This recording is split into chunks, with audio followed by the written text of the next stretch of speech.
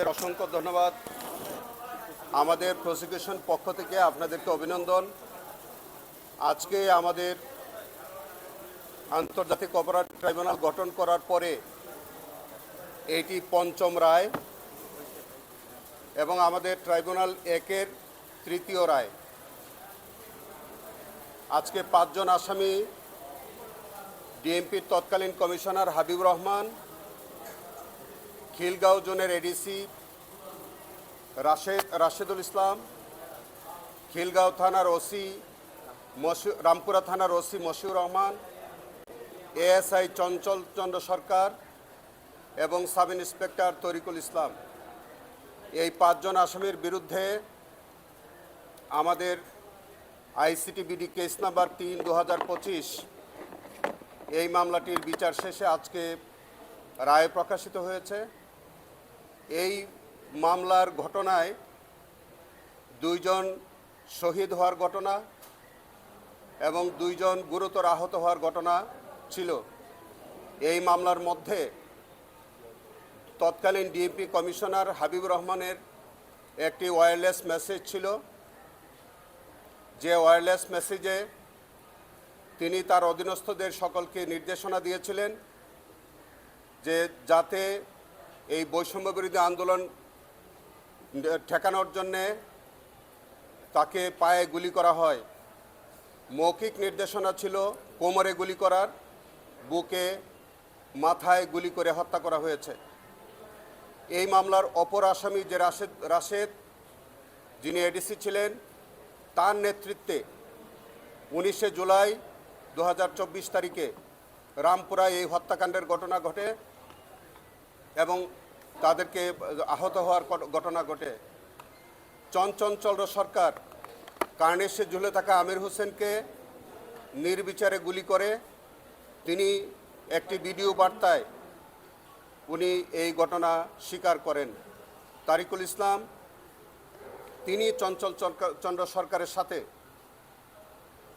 এই আহত এবং নিহতদের নির্বিচারে গুলি করে তাদেরকে হত্যা করে এবং আহত করে। এই মামলার মধ্যে চঞ্চল সরকার তাকে গ্রেফতার করা হয়, তাকে গ্রেফতার করা সম্ভব হয় এবং গ্রেফতার হওয়ার পরে তিনি একটা এক্সট্রা জুডিশিয়াল কনফেশনাল স্টেটমেন্ট দেন এবং তিনি এই গুলি করার ঘটনা স্বীকার করেন। তার স্বীকারোক্তি অনুযায়ী তিনি আমাদের অন্যতম ভিকটিম আমির হোসেনকে কার্নিশে ঝুলে থাকা অবস্থায় তাকে গুলি করার অপরাধ তার বিরুদ্ধে প্রমাণিত হয়।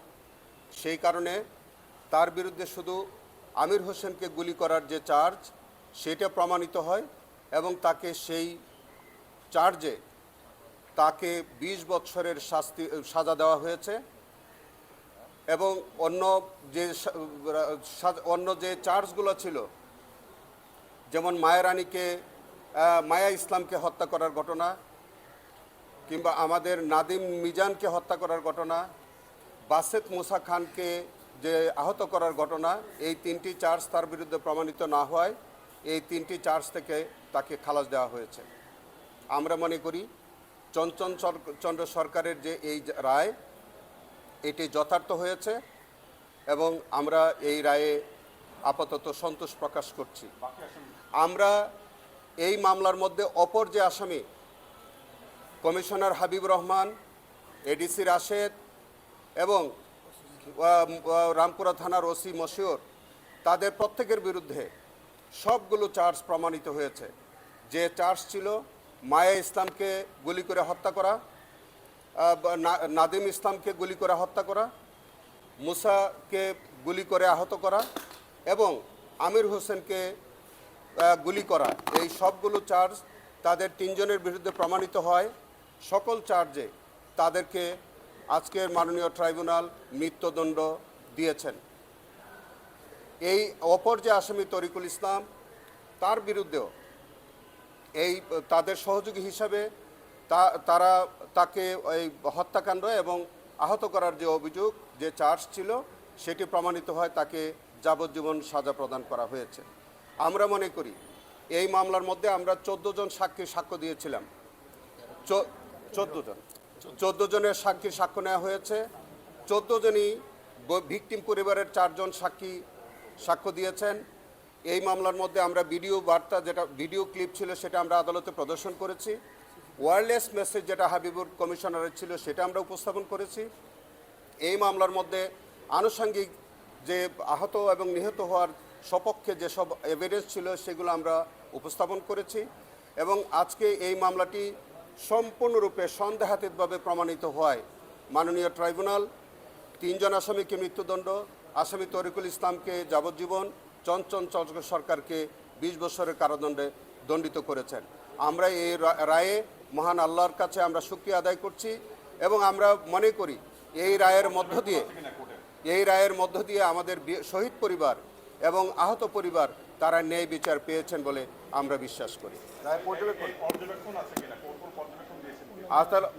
মাননীয় ট্রাইব্যুনাল এই পর্যবেক্ষণ দিয়েছেন যে হাবিবুর রহমান কমিশনার অত্যন্ত দায়িত্বজ্ঞানহীনভাবে তিনি ওয়্যারলেস মেসেজের মাধ্যমে তার অধীনস্থদেরকে তিনি উস্কানি দিয়েছেন এবং এই হত্যাকাণ্ড এবং আহত নিহত হওয়ার ঘটনায় তিনি প্রত্যক্ষ ভূমিকা তিনি পালন করেছেন। শুধু তাই না, এভিডেন্সে এসছে যে এই হাবিবুর রহমান কমিশনার এই হত্যাকাণ্ড ঘটনা 19 তারিখে হত্যাকাণ্ড ঘটনার পর তিনি 21 অথবা 22 তারিখে যারা এই রাশেদের নেতৃত্বে যারা অংশগ্রহণ করেছিল এই হত্যাকাণ্ডে, তাদেরকে প্রত্যেকে 1000 এবং ওসিকে 1 লক্ষ টাকা পুরস্কার দিয়েছেন 21 অথবা 22 তারিখে।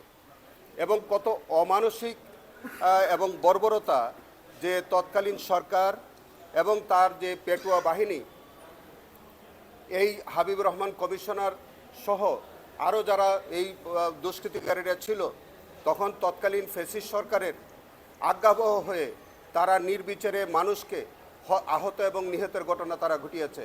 আমরা মনে করি যে তাদের মধ্য থেকে আজকে যে 5 জন আসামি, Habibur Rahman commissioner, ADC Rashed, OC Moshiur Rahman, ASI Chanchal এবং তারিকুল ইসলাম, তাদের বিরুদ্ধে যথার্থ বিচার হয়েছে এবং তাদেরকে উপযুক্ত সাজা দেওয়া হয়েছে। আমরা প্রসিকিউশনের পক্ষ থেকে আমরা এই রায়ে সন্তোষ প্রকাশ করছি। আমরা মনে করি যে আমাদের যে শহীদ পরিবার এবং আহতর পরিবার তারা ন্যায় বিচার পেয়েছেন এবং তারাও এর একইভাবে আমাদের সাথে সন্তোষ প্রকাশ করছে। আমরা দেখেছি যে 5টা মামলা রায় হয়েছে, কিন্তু অধিকাংশ আসামিরাই পলাতক। আজকে একজন গ্রেপ্তার, 4 জন পলাতক। এর আগেও যে বাকি 4টা মামলা রায় হয়েছে, অধিকাংশ আসামিরা পলাতক। আমরা দেখছি যে এই পলাতকদের গ্রেপ্তারে কারো কোনো ভ্রুক্ষেপ নেই, আমরা কোনো পদক্ষেপও দেখতে পাচ্ছি না। এবং এই বিষয়ে প্রসিকিউশনের তরফ থেকে আপনাদের কোনো বক্তব্য আছে কিনা? আমাদের আগের যে 4টি রায় হয়েছে, আপনাদের অবগত জানাচ্ছি যে ওই মামলাগুলোতে যে কয়জন আসামি পলাতক আছে তাদের প্রত্যেকের ওয়ারেন্ট আমরা সরকারের কাছে পাঠিয়েছি এবং ইতিমধ্যে একজন আসামি গ্রেফতার হয়েছেন। আমাদের রংপুরের যে ভিসি ছিল তাকে আমাদের প্ররোচনামূলে গ্রেফতার করে আনা হয়েছে এবং অন্যান্য গ্রেফতারি পরোয়ানা জারি আছে। আমরা ইন্টারপোলের সাহায্য নিচ্ছি এবং অন্যান্য যে প্রক্রিয়া আমাদের আইনের 20-3 ধারায় যে প্রক্রিয়া আমাদেরকে গ্রহণ করার সুযোগ আছে, আমরা সেই প্রক্রিয়া গ্রহণ করেছি।